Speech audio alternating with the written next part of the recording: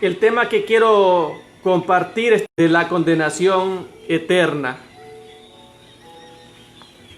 La salvación de la condenación eterna. El lunes anterior estuvimos viendo, estimados hermanos, en qué consiste la salvación. En qué consiste la salvación que Dios nos ha regalado a través de la obra de Cristo Jesús. Estuvimos aprendiendo que la salvación dada por Dios consiste en ser librados de la condenación eterna que merecíamos a causa de nuestros pecados. También la salvación consiste en el paso de un estado de muerte a la vida de Dios. La palabra nos dice, estimados hermanos oyentes, que estábamos muertos espiritualmente, entregados a los pecados, siguiendo la corriente de este mundo y siguiendo los deseos de la carne y de nuestros pensamientos. Pero sabemos que Dios a través de Cristo nos ha resucitado de esa triste condición y ahora nosotros tenemos vida. Salvación consiste en ser sustraídos del poder de Satanás y ser colocados bajo el señorío de Cristo. Es Cristo el que reina y gobierna en nuestra vida. Es Cristo el que nos da vida. También la salvación consiste en ser extraídos de las tinieblas y puestos en la luz. Nosotros estábamos en las tinieblas, estábamos bajo el señorío del pecado, haciendo las cosas malas, desagradables ante los ojos de Dios. Pero fuimos por medio de la muerte de Cristo liberados de la condenación eterna y liberados de las tinieblas de la condenación eterna y trasladados al reino de su amado Hijo, al reino de la luz. Pablo en Efesios 2:8 nos dice que nosotros éramos tinieblas, pero ahora somos luz en el Señor y debemos andar como hijos de luz. También ser salvos consiste en tener una nueva naturaleza espiritual en Cristo. Desde el momento en que nos convertimos al Señor, fuimos transformados, fuimos regenerados, fuimos totalmente cambiados. Pablo en 2 Corintios 2:17 dice, 5:17, de modo que si alguno está en Cristo, nueva criatura es, las cosas viejas pasaron, he aquí todas son hechas nuevas. Desde el momento en que aceptamos a Cristo en nuestra vida por la fe, hemos sido regenerados eternamente y para siempre, porque el escritor de Hebreo nos dice allá en el capítulo 10, versículo 2 en adelante, que Dios perfeccionó para siempre a los santificados, y los santificados somos los hijos de Dios, somos todos los cristianos. También, estimados hermanos, la salvación consiste en tener vida eterna. Nosotros no tenemos vida eterna después de la muerte, tenemos vida eterna desde el instante en que depositamos nuestra fe en Cristo, desde el momento en que nos convertimos y nos arrepentimos de nuestros pecados. Salvación consiste en haber recibido el perdón de nuestros pecados, lo dice Pablo en Colosenses 1:14, en quien tenemos redención por su sangre, el perdón de nuestros pecados. La salvación consiste en obtener paz con Dios. Nosotros éramos enemigos de Dios, pero ahora somos sus amigos. Ahora tenemos paz con Él. Una gran bendición tener una paz interior con nuestro Padre Celestial. También la salvación consiste en haber sido liberados del pecado y del mal para hacer las obras de Dios. Porque dice Efesios 2, capítulo 2, versículo 10, porque somos hechura suya, creados en Cristo Jesús para buenas obras, las cuales Dios preparó de antemano para que anduviésemos en ellas. Antes andábamos en el pecado, andábamos en el mal, en esas obras de las tinieblas, pero ahora debemos andar en las obras de Dios, Padre Celestial. En esta hora de la tarde voy a continuar con la segunda parte. Tema, la salvación de la condenación eterna, y estaremos hablando que la salvación de la condenación eterna es una obra de Dios a favor de la raza humana. La salvación de la condenación eterna es una obra de Dios a favor del ser humano, a favor de los hombres y de las mujeres de aquí de la tierra. Debemos siempre recordar que la salvación tiene origen en el corazón de Dios. La salvación no tiene origen en el hombre, no tiene origen en los méritos personales y en las obras del mundo. La salvación tiene origen en el corazón de Dios. Desde antes de la fundación del mundo, en el plan de Dios estaba salvar al ser humano. Dios en su omnisciencia sabía que el hombre le iba a fallar, que el hombre iba a desobedecer, que el hombre iba a pecar, que el hombre se iba a condenar. Dios en su omnisciencia lo sabía. Por tanto, le fue necesario a Dios disponer de su amado Hijo, Jesucristo, para que viniera a este mundo a sacrificar su vida en la cruz del Calvario, para que los hombres y mujeres en desobediencia vengan a la obediencia, vengan a la vida eterna. Hay tres preguntas muy importantes que debemos hacernos. ¿Por qué Dios había de desear la salvación a los pecadores? ¿Por qué debía soportar el dolor de entregar a su Hijo por personas que se rebelaron contra su benevolencia, contra su voluntad? ¿Qué le reportaría a Dios el tener una familia de seres humanos, una familia totalmente pecadora? A Dios le plació salvarnos a nosotros por su misericordia, por su grande amor, por su gracia, no porque nosotros éramos buenos. Desde el momento en que nacemos o desde el momento en que somos engendrados, nosotros somos totalmente pecadores, aislados de Dios, totalmente entregados a las obras pecaminosas de la carne y del mundo. Pero Dios en su bondad, Dios en su gracia, nos ha salvado a nosotros y nos ha hecho de nosotros su pueblo, su iglesia, su rebaño, sus seguidores y sus hijos. La salvación tiene origen en el corazón de Dios desde antes de la fundación del mundo. La salvación para el mundo era un misterio que fue revelado a través de la persona de Cristo. ¿Sabía usted, estimado hermano y hermana, los gentiles, o sea, los no judíos, estaba dentro del plan de Dios desde antes de la fundación del mundo, y ese plan estuvo escrito en las páginas del Antiguo Testamento? Dios le dijo a Abraham allá en Génesis capítulo 12 versículo 3, en ti serán benditas todas las familias de la tierra. Esa bendición la iba a obtener o a experimentar los gentiles a través de la muerte de Cristo en la cruz del Calvario.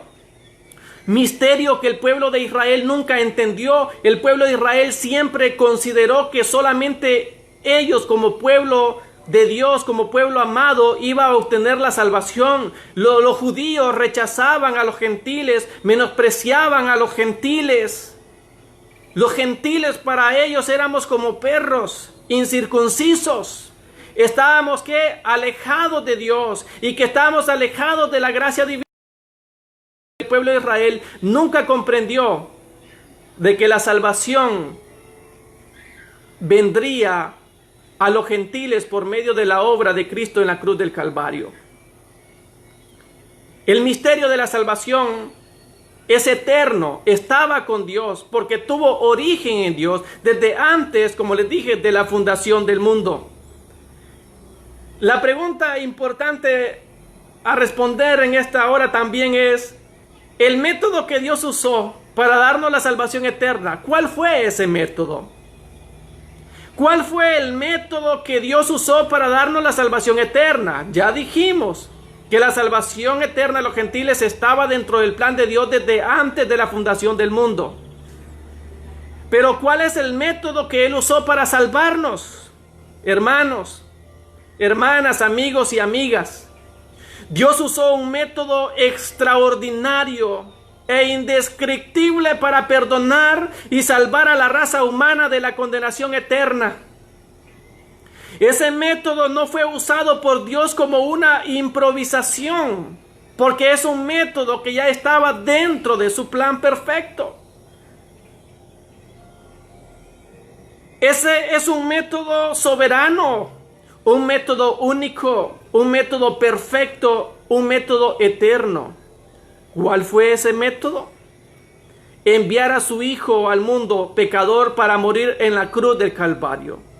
San Juan 3:16 dice, porque de tal manera amó Dios al mundo, que ha dado a su Hijo unigénito para que todo aquel que en Él cree no se pierda, mas tenga vida eterna.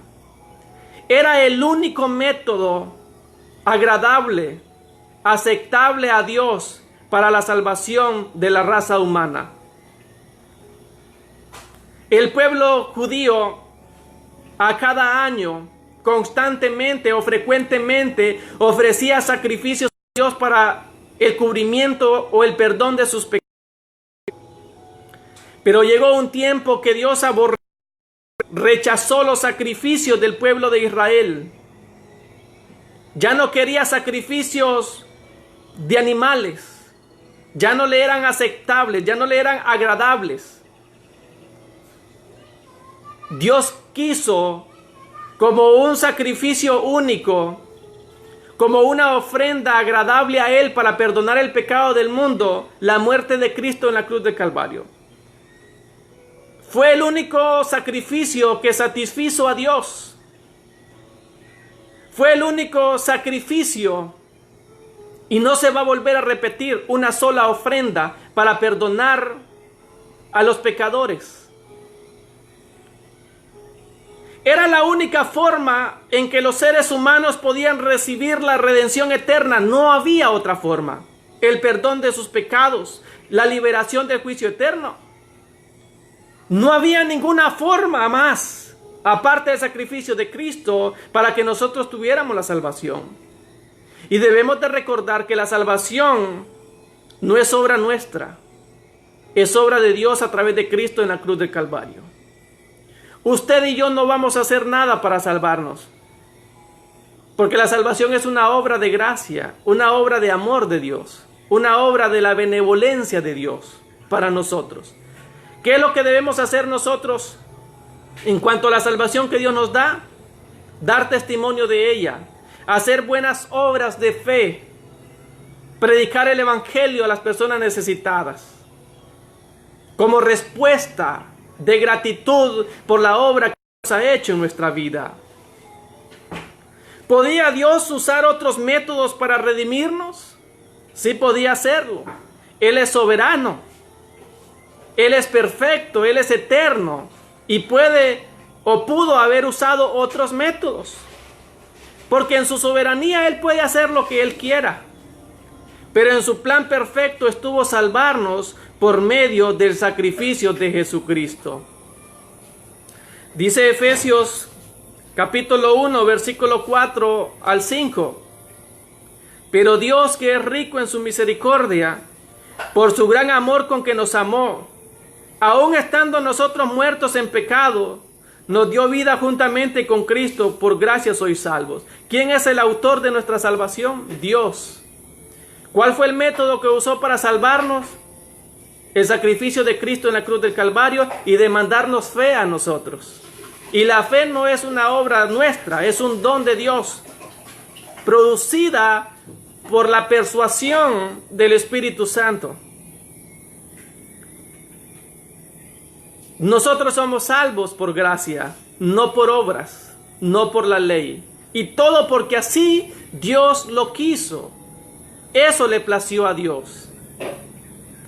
La Biblia indica por lo menos 3 razones por las que Dios quiso salvar a los pecadores, a usted y a mí. La salvación de Dios fue la demostración más grande y concreta del amor de Dios, sus buenos dones en la naturaleza y por su cuidado providencial, con todos los grandes dones que Dios nos ha dado a nosotros. El don de la salvación es incomparable. Dios, estimados hermanos, a través de la salvación, nos dice o nos enseña cuánto nos ama, cuánto nos aprecia. A través de la salvación, Dios demuestra su amor, su gracia.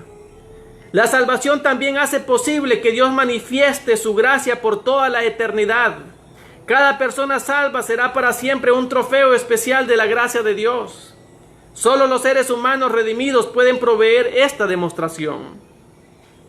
Dios quería un pueblo que hiciera buenas obras en esta vida y que de este modo proporcionara al mundo un vistazo, aunque imperfecto, del Dios que es bueno.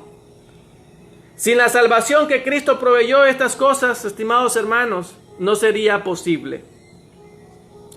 En la Biblia hay una gran cantidad de argumentos que nos enseñan o que nos señalan que la salvación tiene origen en Dios. Y para mí va a ser una bendición mostrarles a la luz de la palabra de Dios, principalmente en el Nuevo Testamento, que la salvación proviene de Dios, del Creador de los cielos y de la tierra, del Creador de nuestra vida, del Dios omnipotente, del Dios eterno, del Dios omnisciente, del Dios omnipresente. Un Dios sabio, un Dios justo, de amor, un Dios incomparable. De Él proviene la salvación suya y mía y de toda la raza humana.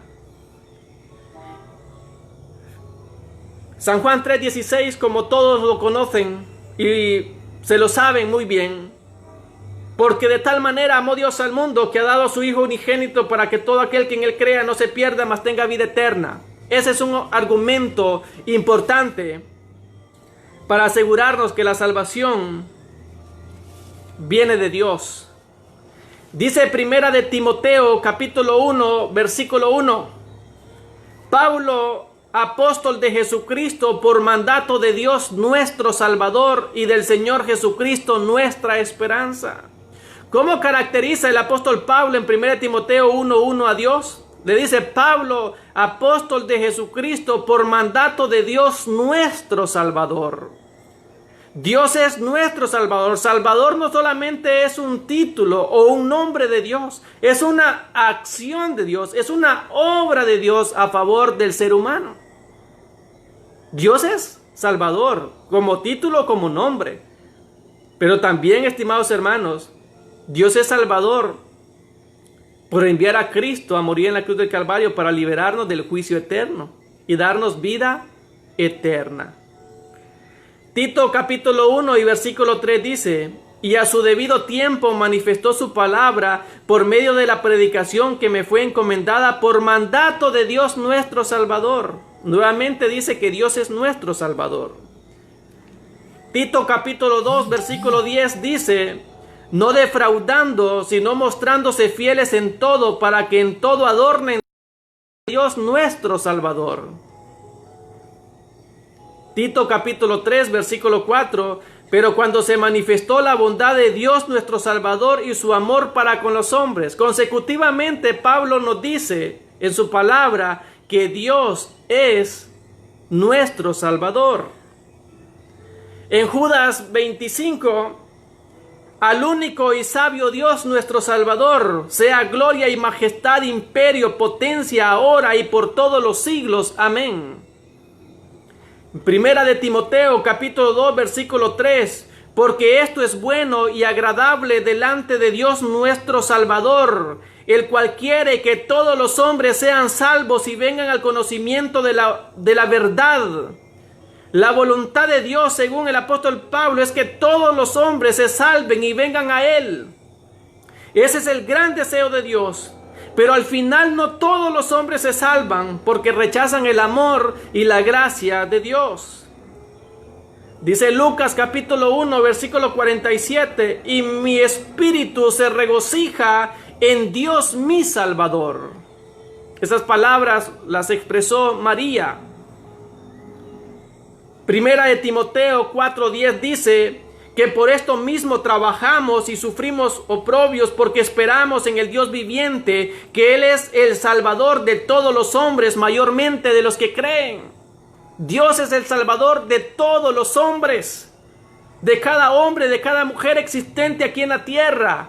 pero principalmente para los que creen. ¿Por qué razón, hermanos? Porque solamente los que creen, los que depositan su fe en Cristo van a ser salvos. La salvación de Dios no es mecánica. La salvación de Dios no va a salvar mecánicamente a todos los seres humanos. Para eso Dios demanda fe, demanda arrepentimiento, demanda conversión.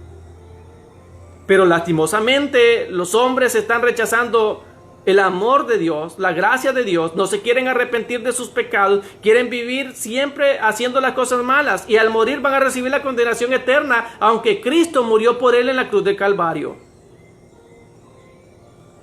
Lucas capítulo 3 versículo 6 dice: y verá toda carne la salvación de Dios.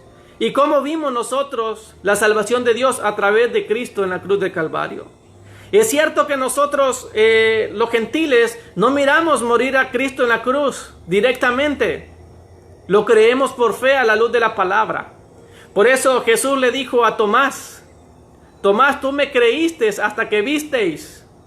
Pero bienaventurados aquellos que sin ver creyeron. ¿Y esos bienaventurados quiénes son? Los miembros que conformamos la iglesia de Cristo. Hechos 28, versículo 28 dice: sabed pues que a los gentiles es enviada esta salvación de Dios y ellos oirán. Dios se complació salvar a los gentiles, entre ellos está usted y estoy yo. Tito capítulo 2 y versículo 11 dice: porque la gracia de Dios se ha manifestado para salvación a todos los hombres. Gracia significa regalo inmerecido. Gracia que se manifestó en Cristo para salvar a la humanidad. Ligeramente hemos visto varios argumentos bíblicos. Lo dice 1 Timoteo 1:1, San Juan 3:16, Tito 2:10, Tito 3:4, Judas 25, 1 Timoteo 2:3, Lucas 1:47, 1 Timoteo 4:10, Lucas 3:6, Hechos 28:28, Tito 2:11, que la salvación proviene de Dios, nuestro Padre Celestial. La pregunta que quiero que nosotros respondamos siempre es: si Dios nos ha salvado por su gracia y que ahora nosotros obtenemos la salvación, ¿qué debemos hacer con esa salvación? ¿Qué debemos nosotros, estimados hermanos, hacer con la salvación que Dios nos ha regalado por gracia y por su amor? Tenemos que hacer ¿qué? Muchas cosas.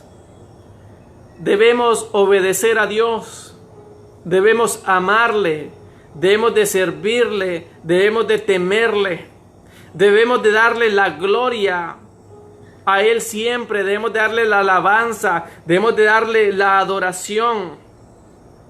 Debemos sufrir o padecer también por Cristo, padecer aflicciones. Debemos también de dedicarnos a proclamar el evangelio de salvación de Dios. ¿Con qué propósito Dios le salvó a usted y le salvó a mí? Le salvó a usted y me salvó a mí. ¿Con qué propósito lo hizo Dios? Para que usted y yo le sirvamos. Para que usted y yo demos testimonio de Él y de su obra. Lo que hizo el apóstol Pablo. Pablo todos los días predicaba de Cristo y murió predicando el evangelio de Cristo, el evangelio salvador. Nosotros como personas salvadas no debemos de encerrarnos en las cuatro paredes, en la casa de adoración o de oración. Debemos de salir a buscar las personas que necesitan de Cristo y predicarles el evangelio. Nosotros muchas veces actuamos egoístamente, somos salvos, entonces que se salven los demás como ellos quieran, como les parezca. Si vienen a Cristo, pues bueno, y si no le vienen, pues me da lo mismo.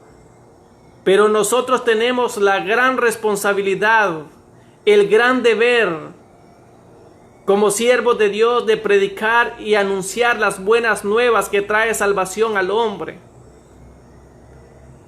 El apóstol Pablo en Romanos 15 al 17 nos dice lo siguiente: mas os he escrito, hermanos, en parte con atrevimiento, como para haceros recordar por la gracia de Dios que me es dada, para ser ministro de Jesucristo a los gentiles, ministrando el evangelio de Dios, para que los gentiles les sean ofrenda agradable, santificada por el Espíritu Santo. Tengo pues de qué gloriarme en Cristo Jesús en lo que a Dios se refiere, porque no osaría hablar sino de que Cristo ha hecho por medio de mí para la obediencia de los gentiles con la palabra y con las obras. Versículo 20. Y de esta manera me esforcé a predicar el evangelio, no donde Cristo ya hubiese sido nombrado, para no edificar sobre fundamento ajeno. El apóstol Pablo entendía muy bien el propósito por el cual Dios lo había salvado. El apóstol Pablo sabía con qué propósito Dios lo había llamado. El apóstol Pablo sabía cuál era su responsabilidad en Cristo: predicarle el evangelio a los gentiles. ¿Y con qué propósito iba a predicar el evangelio a los gentiles? ¿Para que le dieran dinero? ¿Enriquecerse por medio de ellos? No. Para que los gentiles sean una ofrenda agradable, santificada por el Espíritu Santo a Dios. Pablo predicaba el evangelio para que los gentiles se salvaran de su pecado, que se salvaran del juicio eterno. Nosotros también tenemos que entender esos propósitos. Si no los entendemos, jamás los pondremos en práctica.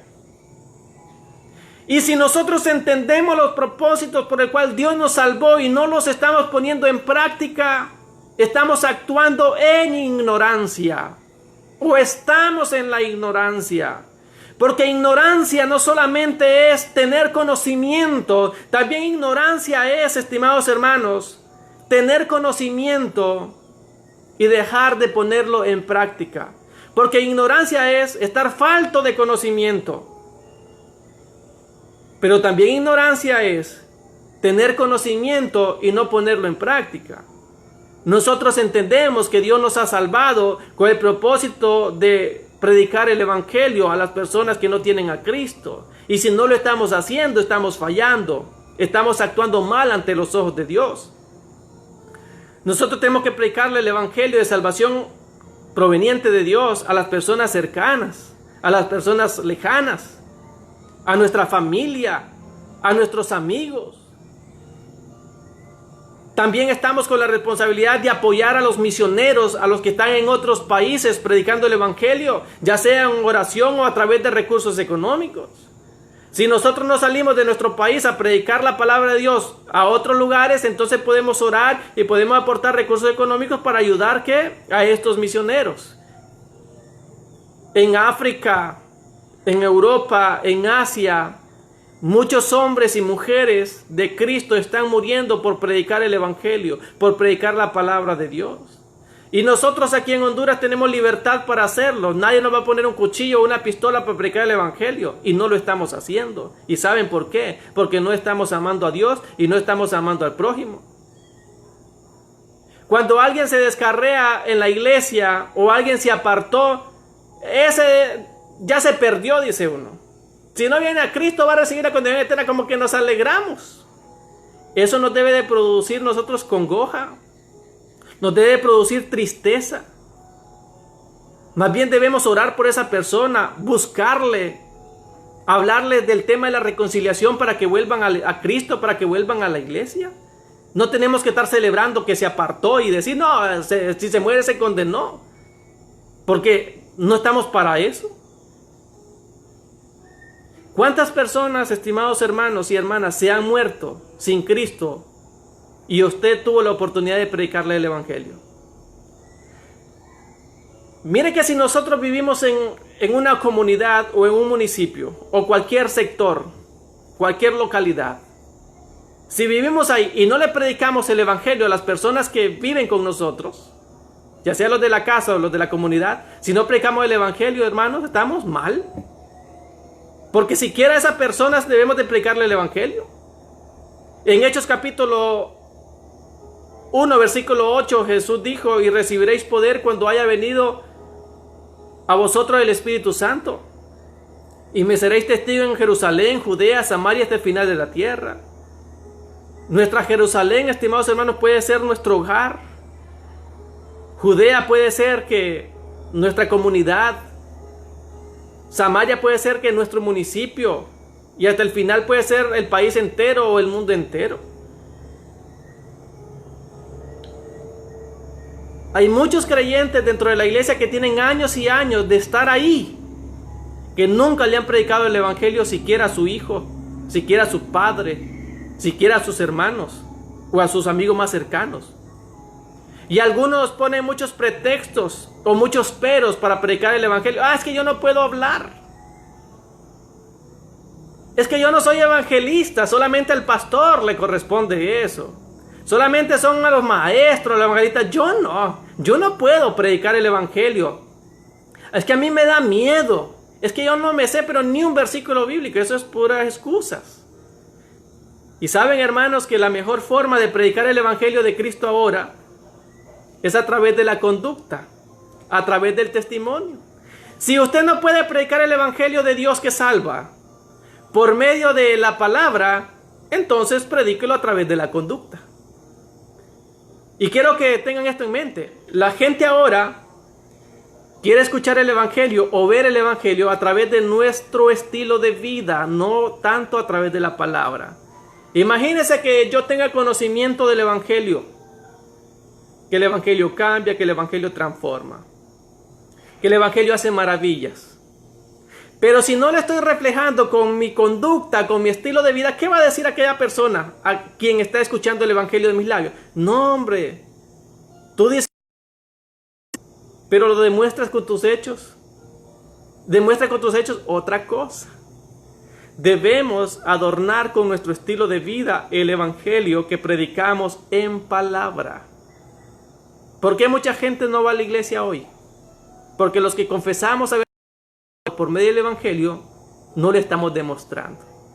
Siempre le decimos a la gente: ve que el evangelio transforma, pero estamos demostrando esa transformación a través de nuestro estilo de vida. Estamos demostrando esa salvación a través de las obras, a través de nuestros hechos. Cristo nos ha salvado. Dios nos ha salvado con el propósito de ser su pueblo, con el propósito de ser alabanza a Él, con el propósito de servirle, con el propósito de obedecerle y con el propósito de predicar el evangelio. Recuerde, la iglesia fue establecida aquí en la tierra para llevar a cabo la misión de Dios. ¿Y cuál es la misión de Dios? Salvar al mundo. ¿Cuál es la misión de la iglesia? Predicar el evangelio salvador. Estimados hermanos, sigamos adelante en Cristo. Demos testimonio de la salvación. Estimado amigo, recuerde, Dios lo ha salvado por medio de la muerte de Cristo en la cruz del Calvario. Dios solo le está pidiendo que deposite su fe en Él. Dios solo le está pidiendo que se arrepienta de sus pecados, que se convierta de sus pecados, para que usted disfrute de su eterna comunión con Él en los cielos. Deje el mundo, deje el pecado, deje las tinieblas, porque esas cosas le van a condenar. No permita que las riquezas, que la avaricia, las cosas materiales, no permita que la pornografía, que el sexo o los placeres carnales o placeres materiales o los placeres del mundo o los placeres de los ojos le alejen de Dios. No permitan que esas cosas le condenen. Deje eso. Deje las excusas, deje los peros, deje los problemas y venga a Cristo Jesús.